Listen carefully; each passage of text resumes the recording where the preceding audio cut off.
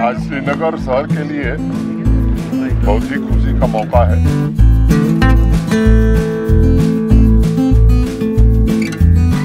आज 75 बसेस श्रीनगर के निवासियों को सुपुर्द की गई है, जो टेक्नोलॉजी से युक्त है, आधुनिक सुविधाओं से युक्त है। 0 इमिशन होगा इससे। जैसा बताया गया कि अगले कुछ दिनों में 2500 और बसें आ जाएंगी जो अर्बन मोबिलिटी की दृष्टि। मैं मानता हूं कि एक बड़ी सौगात श्रीनगर स्मार्ट सिटी लिमिटेड ने श्रीनगर वासियों को उपलब्ध कराया है।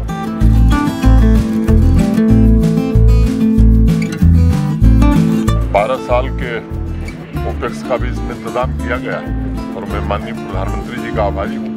इसमें बड़ा सहयोग देश की सरकार का है, इसके कारण हम ये परियोजना जमीन पर उतार सकें। एक पुरानी कहावत है कि परिवहन परिवर्तन लाता है, और कहावत पुरानी है, लेकिन मुझे लगता है कि आज के ज़माने में भी उतनी ही प्रासंगिक है जितना पहले हुआ करती थी। और इसका एक जीता जागता प्रमाण देश भर के बड़े शहरों में स्मार्ट मोबिलिटी के प्रयासों और उससे आम जनजीवन में हो रहे बदलाव को देखने से मिल रहा है। परिवहन के साधनों का कायाकल्प, रोड के बेहतर इंफ्रास्ट्रक्चर ने लोगों को जोड़ा है, भौगोलिक दूरियां कम हुई हैं और आपसी संपर्क बढ़ने के कारण दिलों की दूरियां भी कम हुई हैं। श्रीनगर स्मार्ट सिटी और उसके आसपास के क्षेत्र में ये 100 इलेक्ट्रिक बसें, जिनमें से 75 आपके बीच उपस्थित हैं। ये इसके बारे में विवरण पूरा हमारे पूर्व के वक्ताओं ने बताया है, मैं उसके डिटेल में नहीं जाना चाहता। मुझे लगता है कि सबसे ज़्यादा आभार हमें व्यक्त करना चाहिए भारत के सम्माननीय प्रधानमंत्री जी का, जिन्होंने पूरी दुनिया के सामने एक लक्ष्य प्रस्तुत किया कि भारत एक ऐसा देश होगा जो कार्बन फुटप्रिंट सबसे पहले शून्य करने की दिशा में आगे बढ़ेगा। आप सब जानते हैं बसों के कारण इकोलॉजी और पॉल्यूशन पर क्या अंतर पड़ता है, ऑयल इंपोर्ट के कारण देश की इकॉनमी पर कितना असर पड़ता है। माननीय प्रधानमंत्री जी ने इस पर विशेष बल लगाया है और इसके कारण ये जो 100 करोड़ रुपया कैपेक्स में खर्च हो रहा है इन बसों के लिए श्रीनगर में, उसमें मोटे तौर पर 76 करोड़ भारत सरकार ने दिया है। इसलिए और 12 साल जो ऑपरेशनल कास्ट आएगी वो लगभग 900 से 950 करोड़ आएगी। आपसे मैं इसलिए इस बात को बताना चाहता हूं कि प्रशांत गोयल साहब ने थोड़ा संकेत किया, उसमें भी 50% सरकार दे रही है, किराया 50% ही लिया जा रहा है। तो ये एक बड़ा फैसला प्रशासन ने किया। अभी चूंकि हाल ही में इस तरह की सुविधा का निर्माण देश में हुआ है, कीमतें थोड़ी ज़्यादा है, आने वाले दिनों में और कम होंगी।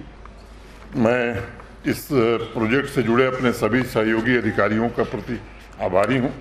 ढेर सारी सुविधाएं यात्रियों के लिए इसमें हैं, उसके बारे में मैं ज़्यादा बात नहीं करना चाहता हूँ। चार्जिंग स्टेशन विकसित किए गए, ये हमें ध्यान रखना होगा कि विंटर्स के दिनों में भी ये चार्जिंग स्टेशन पूरी तरह से फंक्शनल रहें, क्योंकि एक यहाँ की विशेष परिस्थिति है श्रीनगर की, देश के बाकी हिस्सों में वो परिस्थिति नहीं। तो आपके जो लोग मेंटेनेंस विंग को देखेंगे, उनसे मेरा निवेदन होगा कि ये इस बात पर विशेष ध्यान देना होगा। केंद्रीय हाउसिंग और अर्बन अफेयर मंत्रालय द्वारा multi modal sustainable public transport initiative के लिए भी श्रीनगर को अवार्ड मिला है। ये अवार्ड ही इस बात का प्रमाण है कि पहल करके नगरवासियों को सस्टेनेबल ऑप्शन दिया जा सकता है और उम्मीद है मुझे कि नगरवासी भी इसका स्वागत करेंगे, केवल ताली बजा करके नहीं, बसों का उपयोग करके। अगर पब्लिक ट्रांसपोर्ट बेहतर हो तो हम लोगों को मॉडल शिफ्ट करने के लिए प्रेरणा मिलती है, शहरों की इकोलॉजी बेहतर होगी, ट्रैफिक कंजेशन से मुक्ति होगी। श्रीनगर स्मार्ट सिटी के अलावा अन्य शहरों में भी ट्रांसपोर्टेशन की सर्विसेज को ऑप्टिमाइज करना और कार सेंट्रिक व्यवस्था की बजाय लोगों को बेहतर पब्लिक ट्रांसपोर्ट सर्विस प्रदान करना ये प्रशासन की प्राथमिकता है। और इसीलिए आने वाले दिनों में मेट्रो भी 25 किलोमीटर श्रीनगर में बने, इसके लिए भी प्रस्ताव इन लोगों के मंत्रालय, इन लोगों के विभाग ने भेजा है। भारत सरकार उस पर विचार कर रही है। मैं उम्मीद करता हूं कि आने वाले समय में वो खुशखबरी भी श्रीनगर के लोग सुनेंगे कि मेट्रो, श्रीनगर में मेट्रो का निर्माण शुरू हुआ और जम्मू शहर में। अभी कुछ दिन पहले श्रीनगर स्टेशन से विस्टाडोम सर्विस की शुरुआत हुई। मेयर साहब भी थे उस दिन रेलवे स्टेशन पर, तो स्थानीय नागरिक भी उसका आनंद ले सकते हैं कश्मीर घाटी में घूमने के लिए, और पर्यटकों को तो एक अलग प्रकार का अनुभव देगी ही। हर दृष्टिकोण से कोशिश हो रही है प्रशासन के द्वारा परिवहन के साधनों को बेहतर बनाने की। हम सबके लिए ये बहुत ही प्रसन्नता का अवसर है, खुशी का अवसर है। मैं उम्मीद करता हूँ कि श्रीनगर शहर में रहने वाले लोग, आसपास के रहने वाले लोग इन सुविधाओं का लाभ उठाएंगे और आने वाले दिनों में और भी ट्रांसपोर्ट की सुविधाएं बेहतर हों, इसकी कोशिश जारी रहेगी। बहुत बहुत धन्यवाद।